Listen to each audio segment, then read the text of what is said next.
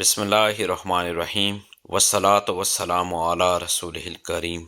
حضور تاجدار کائنات صلی اللہ علیہ وآلہ وسلم کی معاشی زندگی کیسی تھی اور حضور تاجدار کائنات صلی اللہ علیہ وآلہ وسلم کا ذریعہ معاش کیا تھا، اس کے ساتھ ساتھ حضور تاجدار کائنات صلی اللہ علیہ وآلہ وسلم کی گھریلو زندگی کے حوالے سے جو چند معروضات ہیں میں آپ کے گوش گزار کرنے جا رہا ہوں۔ میرے خیال میں آج کے دور میں جب ہر شخص معاشی حوالے سے مختلف پریشانیوں اور مشکلات کا شکار ہے، ہمیں ہر صورت بعد از خدائے توئی قصہ مختصر حضور تاجدار کائنات صلی اللہ علیہ وآلہ وسلم کی سیرت طیبہ سے ضرور مدد لینی چاہیے کہ پیارے آقا صلی اللہ علیہ وآلہ وسلم کی معاشی حکمت عملی کیا تھی اور آپ کی معاشی زندگی کیسی تھی، یہ جاننے کی اشد ضرورت ہے۔ دیکھیے، اسلام سے قبل اہل عرب معاشی لحاظ سے بالکل غریب، کمزور اور مفلوق الحال لوگ تھے۔ ان کا معیار زندگی بہت پست تھا، جو عام طور پر اونٹ کے بالوں کے بنے ہوئے کپڑے پہنتے تھے اور بھیڑ بکری اور اونٹ کے دودھ پر بسر اوقات کرتے تھے۔ وہ جنس کا جنس سے تبادلہ کرتے تھے، ان میں سے اکثر نے روپیہ پیسہ کی شکل بھی نہ دیکھی تھی۔ اس معاشی بدحالی کے اسباب میں عرب کے خود جغرافیائی حالات کے ساتھ معاشرہ میں دولت اور پیدائش دولت کے ذرائع کی غیر منصفانہ تقسیم تھی، اور عرب معاشرہ معاشی طور پر عدم توازن کا شکار تھا۔ مزید برآں شراب نوشی، مسلسل خانہ جنگیوں، وراثت کی تقسیم کے غلط قانون اور سودی نظام نے عرب معاشرہ کی معاشی بدحالی کو انتہا تک پہنچا دیا تھا۔ حضور تاجدار کائنات صلی اللہ علیہ وآلہ وسلم بعثت کے وقت معاشی طور پر خود کفیل تھے اور اپنی جوانی میں تجارت کے ذریعے کافی دولت کمائی ہوئی تھی۔ پھر حضرت خدیجہ الکبریٰ رضی اللہ تعالی عنہا سے نکاح سے آپ صلی اللہ علیہ وآلہ وسلم کو مزید معاشی خوشحالی حاصل ہوئی تھی۔ جب آپ صلی اللہ علیہ وآلہ وسلم کی عمر 40 برس کی ہوئی تو آپ صلی اللہ علیہ وآلہ وسلم نے یہ کیا کہ مکہ کے استحصالی نظام، اخلاقی انحطاط اور مشرکانہ ماحول سے بیزار ہوگی۔ آپ صلی اللہ علیہ وآلہ وسلم کھانے پینے کا سامان ساتھ لیتے اور رائے حق اور معبود حقیقی کی تلاش میں غار حرا میں تشریف لے جاتے اور عبادت میں مصروف ہو جاتے، حتیٰ کہ آپ صلی اللہ علیہ وآلہ وسلم پر پہلی وحی جب نازل ہوئی اور آپ صلی اللہ علیہ وآلہ وسلم نبوت کے اعلیٰ مرتبہ سے سرفراز ہوئے تو اس وقت جو عرب معاشرہ میں بہت ساری برائیاں اور معاشی اعتبار سے بھی کو حالات ٹھیک نہیں تھے۔ نبوت سے قبل بھی آپ صلی اللہ علیہ وآلہ وسلم نے اپنی دولت غرباء و مساکین کے لیے وقف کر دی تھی۔ چنانچہ پہلی وحی کے موقع پر آپ صلی اللہ علیہ وآلہ وسلم کو حضرت خدیجہ الکبریٰ رضی اللہ تعالی عنہا نے روایات میں آتا ہے کہ تسلی دیتے ہوئے فرمایا تھا،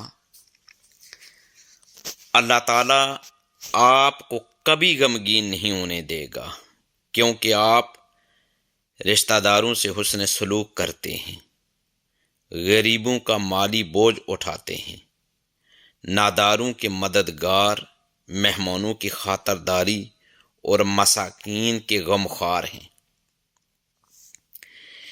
دیکھیں، اسلام پر اولین ایمان لانے والے لوگوں کی اکثریت معاشی طور پر مفلوق الحال تھی۔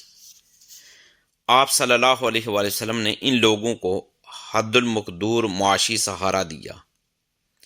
آپ صلی اللہ علیہ وآلہ وسلم کے چچا ابو طالب کی مالی حالت کمزور تھی، اس لیے آپ صلی اللہ علیہ وآلہ وسلم نے حضرت علی رضی اللہ تعالیٰ عنہ کو اپنی معاشی کفالت میں لے لیا تھا۔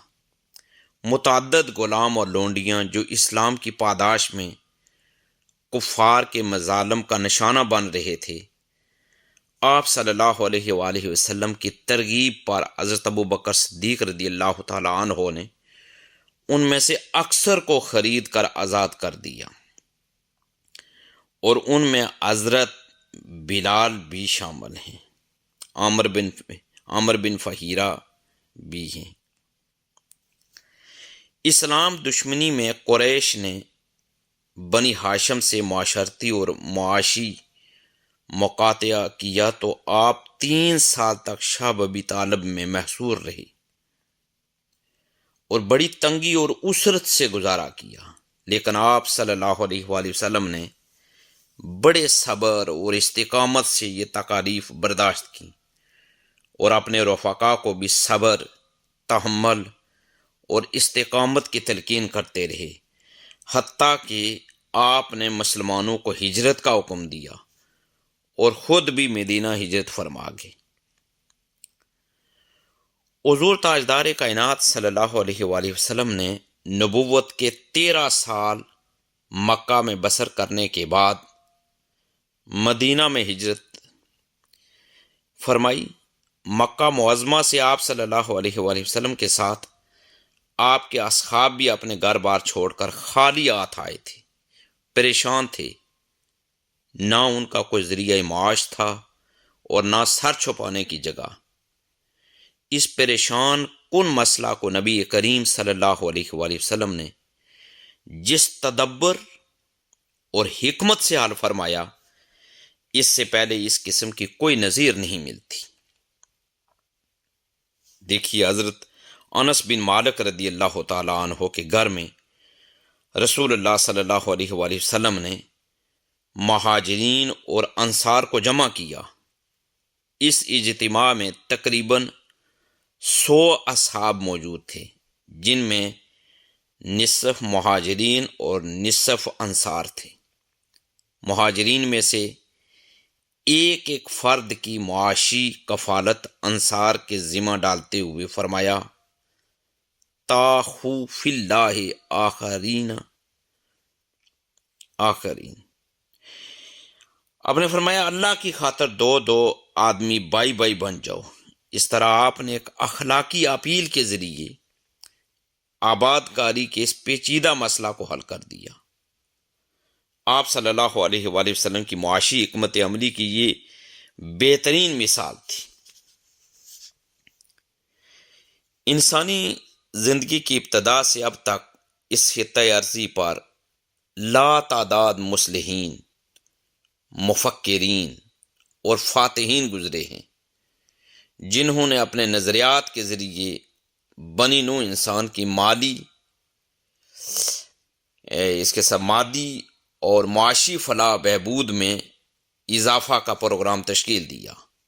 افلاطون، ارسطو سے لے کر دور حاضر کے کارل مارکس اور لینن تک سب نے انسانی مصائب و تکالیف کے مداوع کے لیے خوشکن نظریات اور نئے نئے منشور پیش کیے، لیکن ان میں سے اکثر کے منشور مظلوم طبقات کے مسائل کو حل نہ کر سکے، کیونکہ ان لوگوں نے جو نظریات پیش کیے تھے وہ خود بھی ان پر عمل پیرا نہ ہو سکے۔ اس طرح انہوں نے اپنی عملی زندگیوں سے بھی اپنی تعلیمات کا ابطال کیا۔ اس جہان فانی میں صرف انبیاء کرام ہی وہ عظیم الشان انسان ہیں جنہوں نے نہ صرف انسان کی معاشی فلاح بہبود کہ اصول فراہم کیے بلکہ خود بھی ان پر عمل کر کے دکھایا۔ اس مقدس قافلہ کے سالار شہنشاہ دو عالم حضور تاجدار کائنات حضرت محمد مصطفیٰ صلی اللہ علیہ وآلہ وسلم کا مقام و مرتبہ اس لحاظ سے بلند ترین ہے کہ آپ نے دنیا کے سامنے ایک اعلیٰ و عرفہ مکمل معاشی نظام پیش کیا اور امت کو جو تعلیم دی خود اس پر پہلے عمل کر کے دکھایا۔ شاہ لولاک صلی اللہ علیہ وآلہ وسلم کی 63 سالہ زندگی ہر قسم کے تکلف سے پاک، سادگی، درویشی اور فقر کا بہترین نمونہ تھی، لیکن یہ فقر اضطراری نہیں تھا بلکہ اختیاری تھا، جو ایک مسلمان حکمران کا اسوہ حسنہ ہے۔ مسند احمد بن حنبل اور ترمذی میں حضرت ابو امامہ سے روایت ہے کہ رسول اللہ صلی اللہ علیہ وآلہ وسلم نے فرمایا، میرے پروردگار نے مجھے فرمایا کہ آپ کے لیے مکہ کے پہاڑوں کو سونا بنا دیا جائے گا۔ میں نے کہا، نہیں اے میرے پروردگار، میں تو چاہتا ہوں کہ ایک دن بھوکا رہوں اور تجھ کو یاد کروں، اور جس دن سیر ہو کر کھاؤں تیری تعریف کروں اور تیرا شکر کروں۔ دیکھیے، مکی زندگی کا کٹھن اور پر مصائب دور ہو یا مدنی زندگی کی خوشحالی و فراوانی، حضور تاجدار کائنات صلی اللہ علیہ وآلہ وسلم کی زندگی میں وہی سادگی اور درویشی رہی۔ پورے عرب کی دولت دارالخلافہ مدینہ میں جمع ہو چکی تھی، اور ڈاکٹر حمید اللہ کی تحقیق کے مطابق آپ صلی اللہ علیہ وآلہ وسلم کی زندگی میں ہی 10 لاکھ سے زیادہ مربع میل کا رقبہ آپ صلی اللہ علیہ وآلہ وسلم کے زیر اقتدار آ چکا تھا، لیکن آپ کی زندگی سادہ تھی۔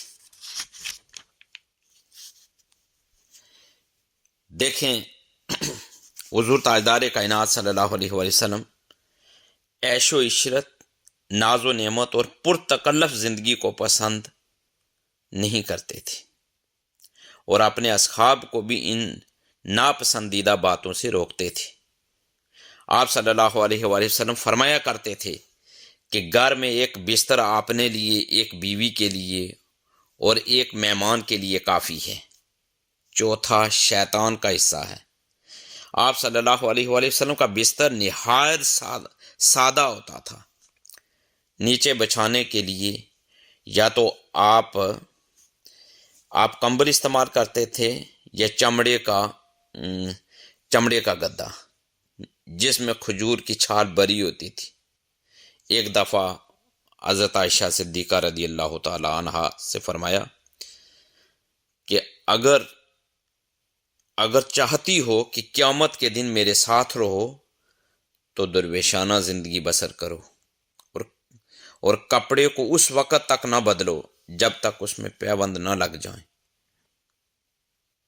یہ کیمیائے سعادت میں روایت موجود ہے۔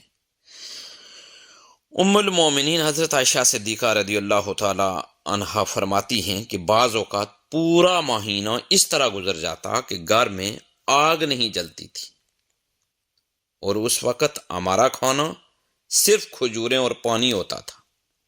سرکار دو عالم صلی اللہ علیہ وآلہ وسلم نے پرتکلف کھانوں سے ہمیشہ پرہیز کیا ہے، حتیٰ کہ معمولی اور سادہ غذا بھی کم استعمال کی، اور بخاری میں حضرت عائشہ صدیقہ رضی اللہ تعالی عنہا کے یہ الفاظ ملتے ہیں کہ آل محمد صلی اللہ علیہ وآلہ وسلم نے پے در پہ 2 دن جو کی روٹی سے پیٹ نہیں بھرا، یہاں تک کہ رسول اللہ صلی اللہ علیہ وآلہ وسلم انتقال فرما گئے۔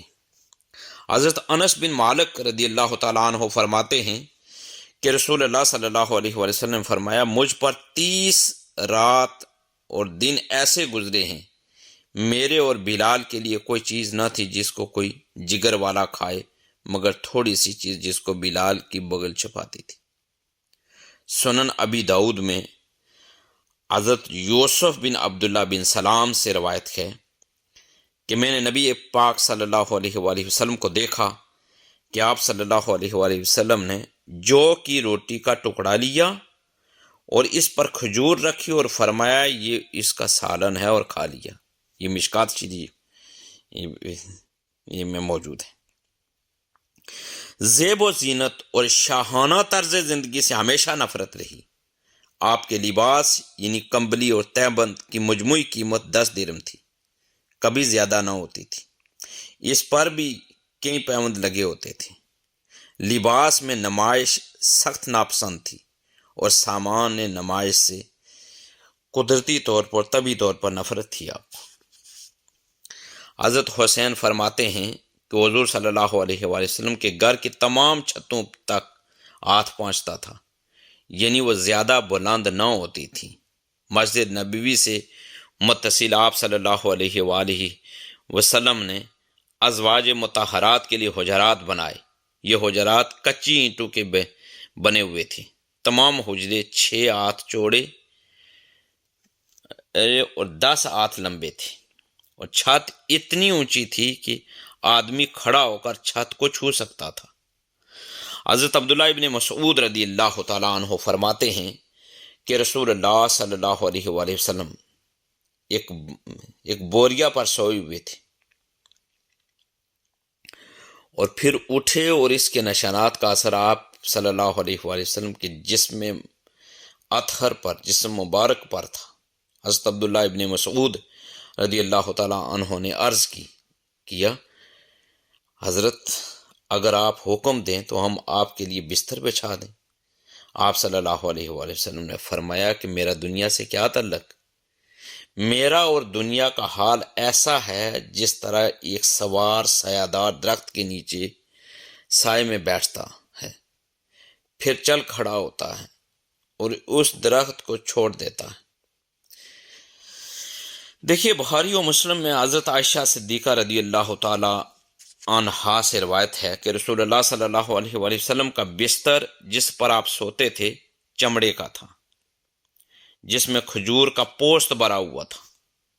حضرت عمر رضی اللہ تعالیٰ عنہ فرماتے ہیں میں ایک دفعہ آپ صلی اللہ علیہ وآلہ وسلم کو ملنے کے لیے حجرہ میں داخل ہوا، دیکھتا ہوں کہ حضور صلی اللہ علیہ وآلہ وسلم ایک کھردری چارپائی پر لیٹے ہوئے ہیں جو کھجور کی شاخوں سے بنی ہوئی،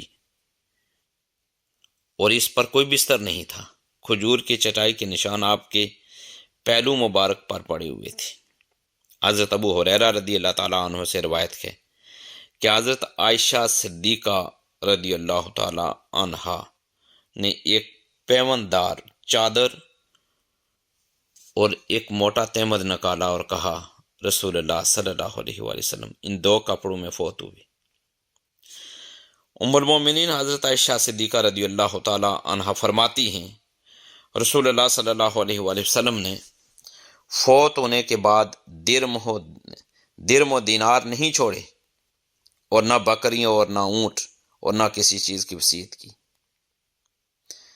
میجر لیونارڈ لکھتا ہے اگر کبھی کسی انسان نے اپنی زندگی خدا کے لیے ایک اچھے اور پاکیزہ جذبے کے تحت مکمل سادگی سے بسر کی ہے تو یقینی طور پر وہ انسان پیغمبر عربی ہیں۔ یاد رکھیں الغرض آپ صلی اللہ علیہ وآلہ وسلم نے سادگی اور اسرت کی جگہ جو آپ کی زندگی تھی وہ سادگی اور اسرت کی زندگی جو تھی وہ آپ نے بارضا اور رغبت اختیار کر رکھی تھی۔ آپ نے ایک مسلمان حکمران کو سادہ زندگی کا بہترین نمونہ پیش کیا۔ لقد کان لکم فی رسول اللہ اسوۃ حسنہ، اور باقول امام احمد رضا خان بریلوی رحمۃ اللہ علیہ کل جہاں ملک اور جو کی روٹی، اس شکم کی قناعت پہ لاکھوں سلام۔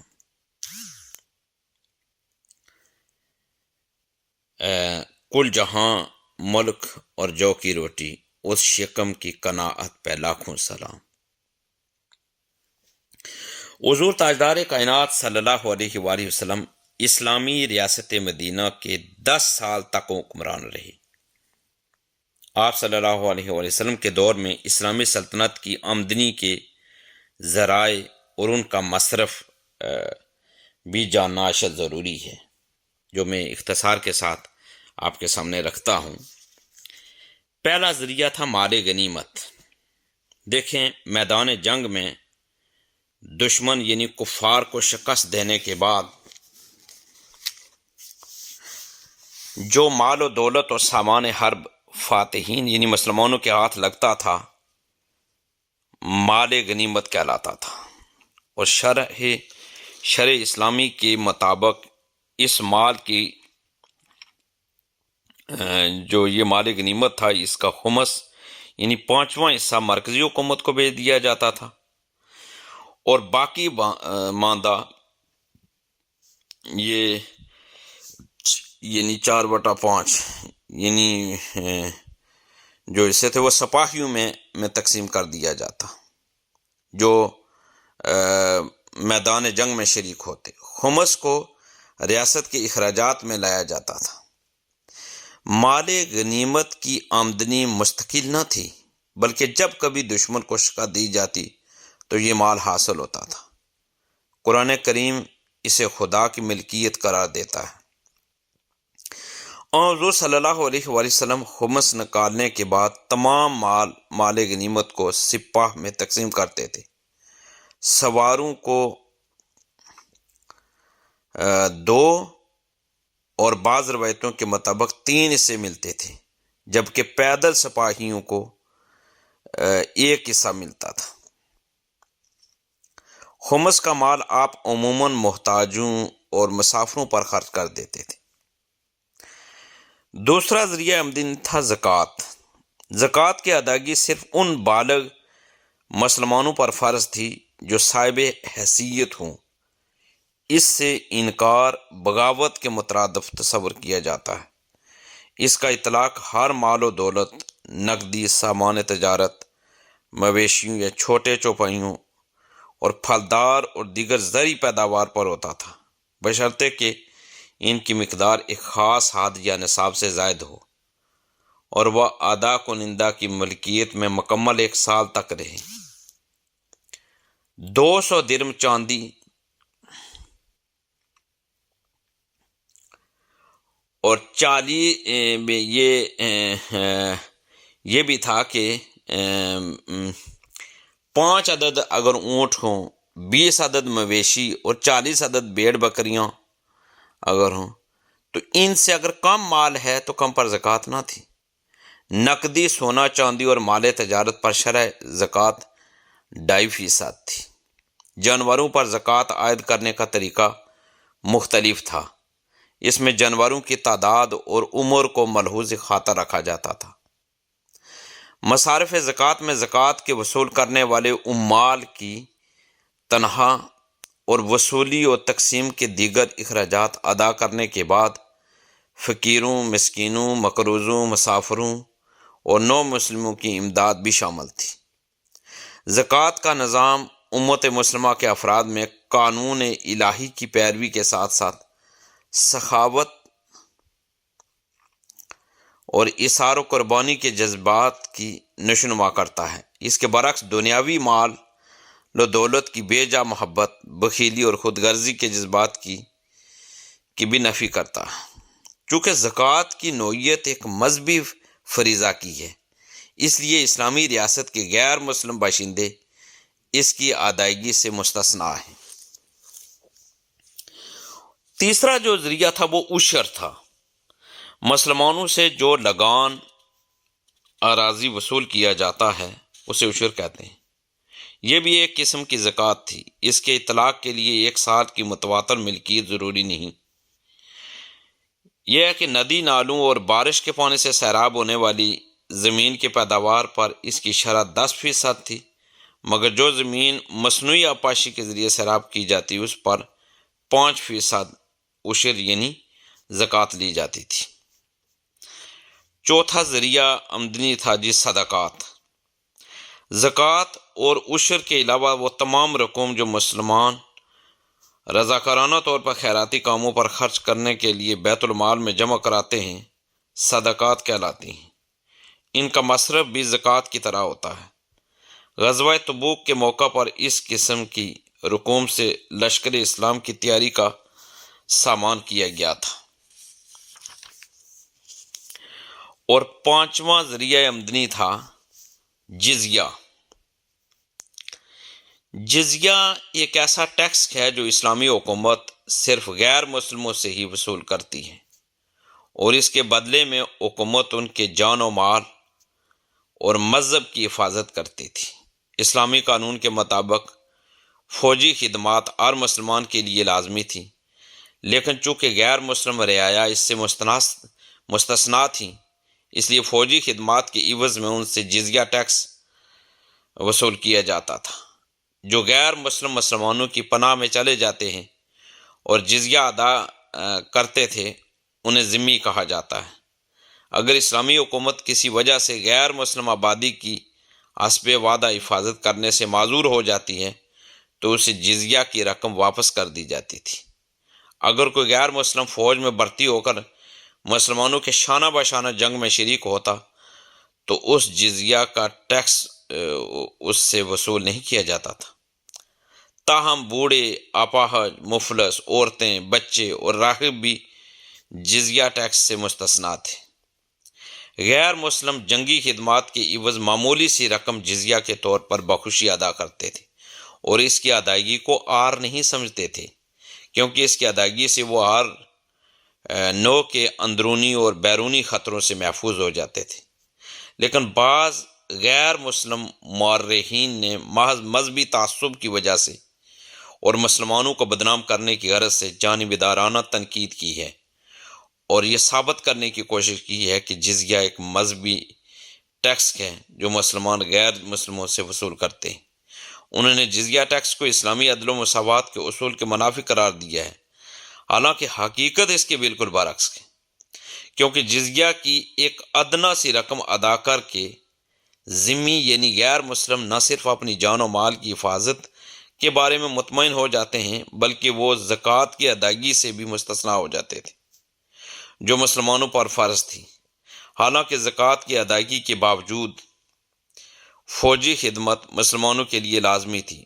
مزید برآں یہ کوئی نیا ٹیکس نہیں تھا جسے مسلمانوں نے ایجاد کیا ہو، بلکہ ایرانیوں کے ہاں بھی یہ ٹیکس عائد تھا اور رومی اسے بڑی جو آپ کہہ سکتے ہیں کہ یہ رومی اسے جو نا یہ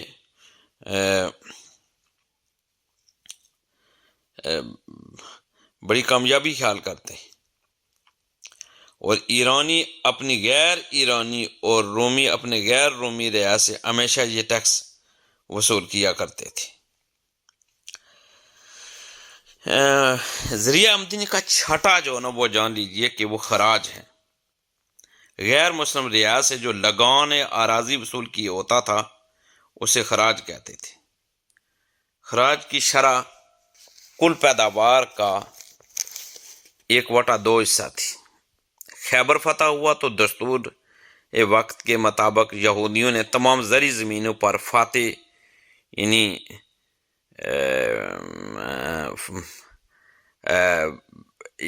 فاتح سے مراد مسلمانوں کی جو ملکیت تسلیم کر لی تھی تمام زرعی زمینوں پر۔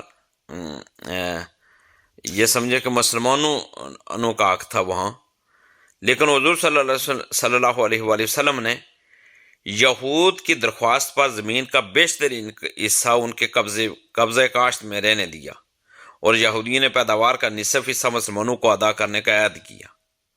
حضور صلی اللہ علیہ وآلہ وسلم نے خراج کے تخمینے اور اس کی وصولی پر عبداللہ بن رواحہ کو مامور کیا، جو ہر سال خیبر جاتے اور پیداوار کا نصف حصہ وصول کر کے لاتے۔ خیبر کے لوگ فدق، وادی القرا سے بھی خراج وصول کیا جاتا تھا۔ خراج کی آمدنی بھی فوج کی مضبوطی اور دفاع میں خرچ کی ہوتی تھی۔ اچھا، ساتواں ایک اور ذریعہ آمدنی بھی تھا جی، وہ تھا فے۔ فے کی اصطلاح اس جاگیر، زمین یا جائیداد کے لیے استعمال کی جاتی تھی جو مفتوحہ علاقوں میں براہ راست حکومت کے زیر قبضہ ہو۔ ان سے وصول شدہ آمدنی حضور صلی اللہ علیہ وآلہ وسلم کی مرضی سے ان کے اعزاء، افراد خانہ، یتیموں، غریبوں، مسافروں اور بنو ہاشم کے مستحق افراد پر خرچ ہوتی تھی۔ فدق کا مشہور خطہ جو نواح خیبر میں تھا اسی زیر میں شمار ہوتا تھا، یہ آپ کے قبضہ میں تھا۔ آج کے دور میں ہم دیکھیں تو آج کی اس دنیا میں معاشیات کی اہمیت ناقابل انکار ہے۔ معاشرے کے لیے معاشی انصاف کے بغیر سکون، سلامتی کا حصول ناممکن ہے، اور قوموں کے لیے معاشی استحکام کے بغیر سیاسی آزادی کو بھی برقرار رکھنا محال ہو جاتا ہے۔ علاوہ ازیں انسان اس حقیقت کے شعور پر بھی بے چین اور مضطرب ہے کہ دنیا میں دولت کی فراوانی، وسائل پیداوار کی مہیر العقول ترقی اور بے مثال معاشی ارتقاء کے باوجود غربت، افلاس، بے روزگاری اور معاشی ظلم کا دور دورہ ہے۔ آج بھی انسانی آبادی کا 60% حصہ نان شبینہ کا محتاج ہے۔ افلاس و غربت اس کا اوڑھنا بچھونا ہے۔ اس کے پاس نہ پیٹ بھرنے کو روٹی، نہ بدن چھپانے کو لباس، اور نہ سر ڈھانپنے کو معقول مسکن۔ جب ہم ان مسائل پر غور کرتے ہیں تو ہمیں لازماً معاشی نظام کے مسئلے پر اور ان اصولوں پر جن کی بنیاد پہ معاشی زندگی کو مرتب کیا جاتا ہے غور کرنا پڑے گا۔ یہ مسئلہ ہمیں بحیثیت ایک ملک کے درپیش ہے، مسلمانوں کو پوری دنیا میں بحیثیت ایک ملت کے بھی اس سے سابقہ ہے۔ لہذا اس مسئلے کے پیش نظر ہم حضور تاجدار کائنات صلی اللہ علیہ وآلہ وسلم کی معاشی زندگی کو جاننے کی کوشش کرتے ہیں۔ دیکھیں، اگر ہم کامیابی حاصل کرنا چاہتے ہیں تو یاد رکھیں کہ ہمیں حضور تاجدار کائنات صلی اللہ علیہ وآلہ وسلم کی سیرت طیبہ سے مدد لینی ہوگی، سیرت طیبہ کو سٹڈی کرنا ہوگا، اور معاشی زندگی کو دیکھنا ہوگا، حکمت عملی کو دیکھنا ہوگا کہ پیارے آقا صلی اللہ علیہ وآلہ وسلم نے اس دور کے مطابق گراؤنڈ ریالٹیز کو مد نظر رکھتے ہوئے کیا کیا اقدامات کی، کیسی زندگی گزاری۔ ہم نے اس سنت کی پیروی کرنی ہے جو انہوں نے ہمارے لیے چھوڑی ہے۔ دین کی بات پھیلانا صدقہ جاریہ ہے، ثواب کی نیت سے ویڈیو کو شیئر ضرور کیجیے۔ جزاک اللہ۔